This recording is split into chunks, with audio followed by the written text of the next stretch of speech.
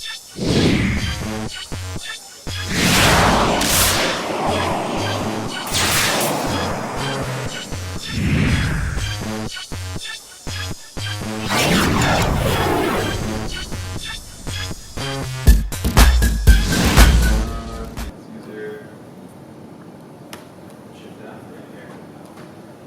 Dale Stracco, CIO and founder of Conceptual. I started Conceptual about 3 years ago. My bailiwick is coding. That's what I do. I'm a code monkey. I used to joke around that I'm a cheap code monkey, but when I do presentations and intros into other businesses, I've been told not to tell people.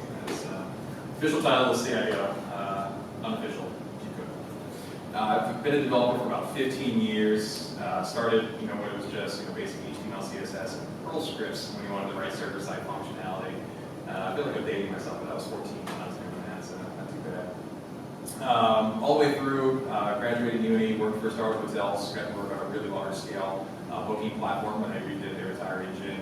Then kind of went to a company that was based out of London, traveled around a bit, got to do coding and client engagement, then moved down here 7 years ago, joined a company called Spark, which I'm sure you guys have all heard that's local here. I was employee number 20, first engineer on their largest scale VMS application. I was the architect for that. Started their commercial and mobile divisions, and then went back to Starwood Hotels as their lead R&D engineer. Developed a whole bunch of cool stuff. What was cool at the time, Google Glass. You guys know, but it's a joke now, but it was really cool back then. I got to do Google Glass development. You guys see in the news, or you can see any of the hotels where you can get your room key on your phone and open it with a phone. You guys work on that project, Apple Watch. So some pretty cool stuff. And while I was there, started Conceptual. At one point in time, I was still at Starwood and we had 4 full-time employees at Conceptual, so it was like, okay, about time to take the leap. And then so I've been at Conceptual for 3 years now. I don't know if you guys have heard of Conceptual in town. Pretty much we're a development company. That's essentially what we do. That's 95% of what we do. Really great engineers. We develop products both on the commercial and on the government side. We're about 50-50 on each. So we do large-scale development for the government, for the DoD, for the VA, and for the Navy. And on the commercial side, we'll do development primarily on API, mobile development, and web development for companies as small as just early stage startup, all the way up to major brands like Bridgestone and Volkswagen. So we got a really cool, talented team and some interesting and leading edge development philosophies that I like to kind of share with you guys. So before I actually dive into the presentation, can I just we got a small room, so I'd like to just kind of get a background of people. Ted, I already know you, but and you're on STEM Premier, so just from an engineering standpoint, I actually met you earlier, from a web-based application development, who's got experience in that realm?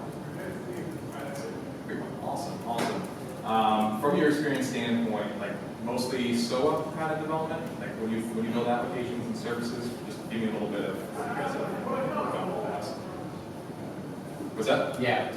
Per service basis.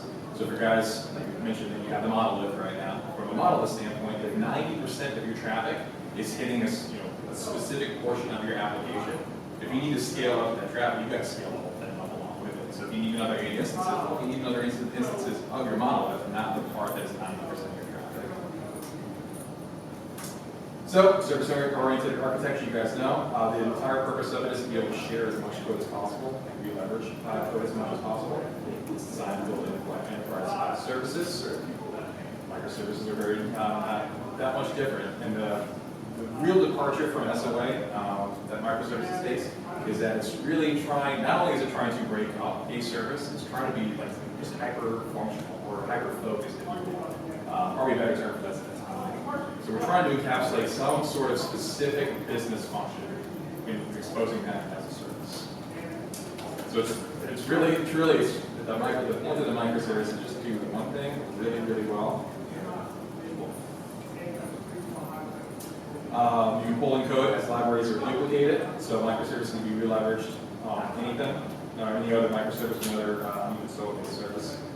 The code is completely self-contained as a single closed unit. When I say self-contained, it's not just the code itself, it's also how it gets deployed. It's self-contained. We'll go a bit more into that.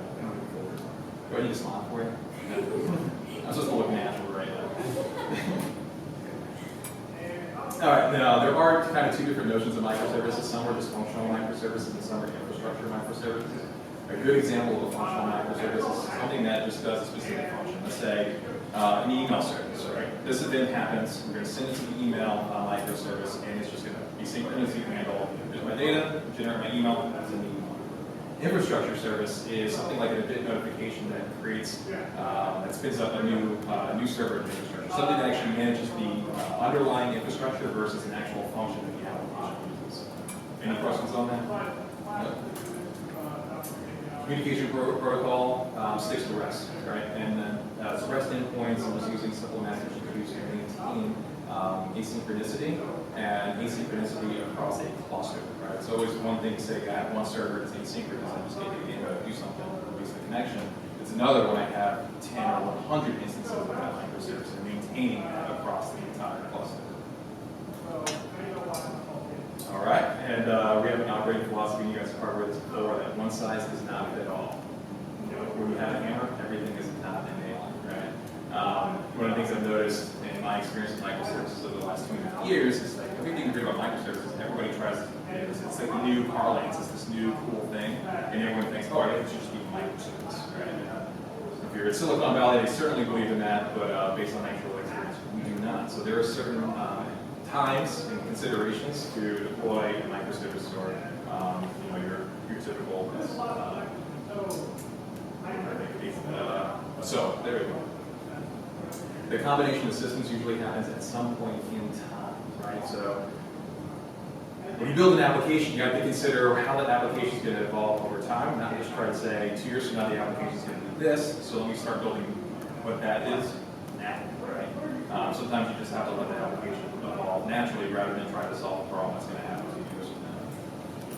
Sometimes importable and version libraries just make more sense, right? So one of the examples of microservice that we have is an email service, right, that interacts with Amazon SDS. Well, that's a microservice, it's got a REST-based endpoint, it can take data in, it performs a function, and does its thing. It fits in line with the microservice philosophy and everything.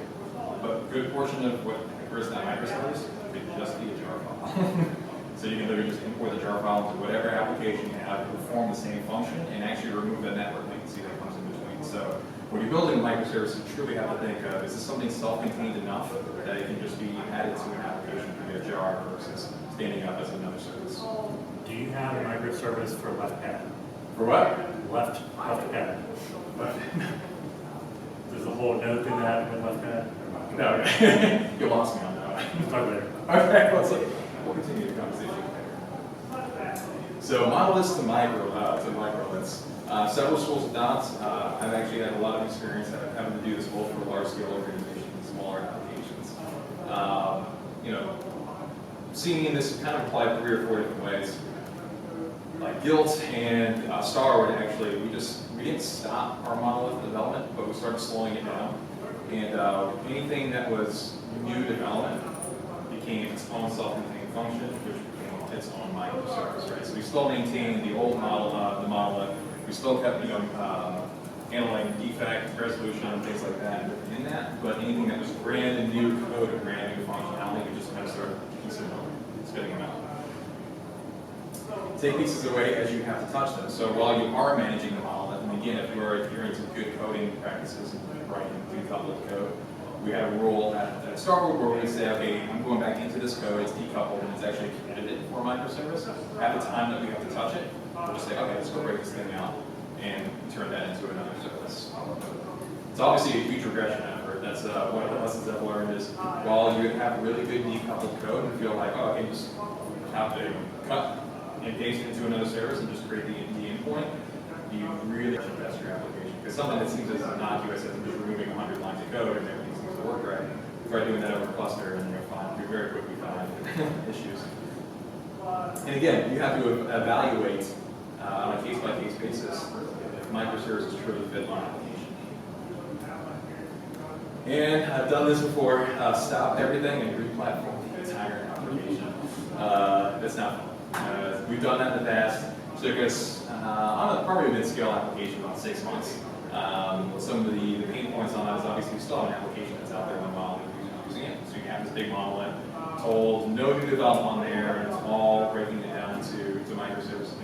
Try juggling 2 projects at the same time, and I'm sure you guys have experience on that. It really goes wrong. So a great example, actually this isn't my experience, but one of our engineers is actually one of the lead engineers at a company called Voice. If you guys have ever seen product reviews or hotel reviews or comments and stuff like that, 90% of those are coming from Voice. They have the fourth most internet traffic, and during the holiday season, they actually surpassed Netflix's traffic. So Chaz actually helped work on this stuff. And his experience at Voice was they had 500 million unique users on it. So like incredible scale. 1.1 to 4 billion page loads per day. It's a big one, right? Just a big Ruby application that they had. So 2 entire dev teams. I love this. More MySQL reach layers that you can shake a stick at. So in order to maintain that level of scalability with that number of unique visitors, they had to have read replica sets all over the place across multiple clusters, across multiple regions. So in 2013, they started, actually their scale even went even higher, and they really had to consider this. They had this big monolith out there that they had to copy out multiple times across multiple regions. And they really had to look back at their architecture and make a decision every major language that's out there. So I can have a microservice that's a RESTful endpoint, it's got 5 endpoints, and it's right off the bat I can generate Ruby gem, job jar, so on and so forth. Another lesson here is that when you're building a microservice, whether that's 1 or 2 people, you have to pick a product owner for that microservice. So someone's got to take ownership of that.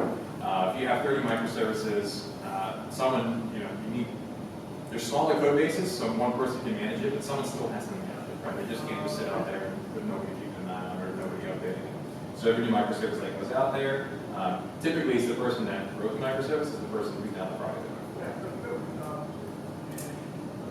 Notifying everyone of every deployed change, especially when you've got microservices being leveraged by multiple clients like we do. You need to tell other people when you're changes. So it's one of those things where we have a very simplified QA environment where literally we have the dev and then we have production. So if we make a change to a microservice, we change it on dev. We make sure that all the other apps and applications, at least on a dev standpoint, hit those endpoints. We do kind of a regression test before we push any change to a production microservice. Because the last thing you want, and we've done it before multiple times, is deploy a change to a microservice that seems innocuous. I'll just change the email microservice. Now 13 apps are out. And I'll just say it again, seriously, I notify as soon as you make a change, like just tell everyone about it. We use Slack for that kind of stuff. Version your APIs, that's standard. It becomes even more important with microservice when you have multiple applications being leveraged from it.